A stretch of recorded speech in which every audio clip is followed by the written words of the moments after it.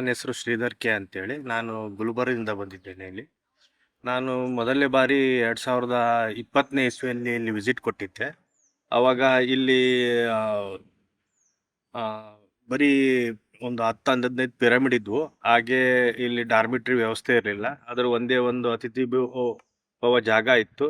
Saroja ಮೇಡಮಿಗೆ meet ಮಾಡಿದೆ, ಅವ್ರ ಅನುಭವ ಕೇಳಿದೆ. ಅವ್ರು ಭಾಳ ಹಿಸ್ಟ್ರಿ ಹೇಳಿದ್ರು. ಅದರಿಂದ ನನಗೆ ಭಾಳ ಇನ್ಸ್ಪಿರೇಷನ್ ಆಗಿ ನಾನು ಇಲ್ಲಿ ಮೆಡಿಟೇಷನ್ ಸ್ಟಾರ್ಟ್ ಮಾಡಿದೆ. ಪ್ರತಿಯೊಂದು ಜಾಗದಲ್ಲಿ ಹೋಗಿ ಮೆಡಿಟೇಷನ್ ಸ್ಟಾರ್ಟ್ ಮಾಡಿದ್ಮೇಲೆ ನನಗೆ ಭಾಳಷ್ಟೇ ಎಕ್ಸ್ಪೀರಿಯನ್ಸ್ ಆಯಿತು, ಅನುಭವ ಆಯಿತು. ಗುರುಗಳು ನನ್ನ ಪಕ್ಕದಲ್ಲಿ ಇರೋ ಥರ ಅನುಭವ ಫೀಲ್ ಆಯಿತು. ಆಮೇಲೆ ನನ್ನ ಕೆಲವೊಂದು ಅಂದರೆ ಮನುಷ್ಯನಿಂದ ಪರಿವರ್ತನೆಗೊಂಡೆ ನಾನು. ಅದಾದಮೇಲೆ ನಾನು ನನ್ನ ಕುಟುಂಬದವ್ರ ಜೊತೆಗೆ 2ನೇ ಟೈಮ್ ವಿಸಿಟ್ ಕೊಟ್ಟೆ. ಅವ್ರಿಗೂ ಭಾಳ ಎಕ್ಸ್ಪೀರಿಯನ್ಸ್ ಆಯಿತು. ಅವರು ಇದರಿಂದ ಭಾಳ ಅನುಭವ ಪಡೆದರು.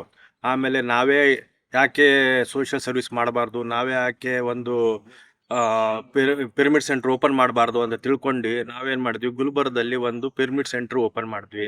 ಅಲ್ಲಿ ಪಿರಮಿಡ್ ಧ್ಯಾನ, ಶಾಕಾಹಾರ ಜಗತ್ತು, ಆಮೇಲೆ ಸಸ್ಯಾಹಾರ ಜಗತ್ತು, ಆಮೇಲೆ ಇದು ಧ್ಯಾನ ಪ್ರಚಾರ, ಇದ್ರ ಬಗ್ಗೆನೇ ಡಿಟೇಲ್ ಎಲ್ಲರಿಗೂ ಮಾಹಿತಿ ಕೊಡ್ತಾ ನಾವೇ ಒಂದು ಪಿರಮಿಡ್ ಸೆಂಟ್ರು ಸ್ಟಾರ್ಟ್ ಮಾಡಿದ್ದೀವಿ. ಅಲ್ಲಿ ಈಗ ದಿನ 15-20 ಜನ ಬರ್ತಾರೆ. ಈಗ ಆ ಸೆಂಟ್ರ್ ಬೆಳೆದಿದೆ. ಅಲ್ಲಿಂದ ಇವತ್ತು ನಾವು ಸುಮಾರು ಒಂದು 30-40 ಜನ ಕರ್ಕೊಂಡು ಈ ಜಾಗಕ್ಕೆ ಬಂದಿದ್ದೇವೆ. ಅವರಿಗೆ ಈ ಮೆಡಿಟೇಷನ್ ಅನುಭವವನ್ನು ತೋರಿಸ್ಕೊಟ್ಟಿದ್ದೇವೆ. ಅದರಿಂದ ಅವರಿಗೆ ಭಾಳ ಉಪಯೋಗವಾಗಿದೆ.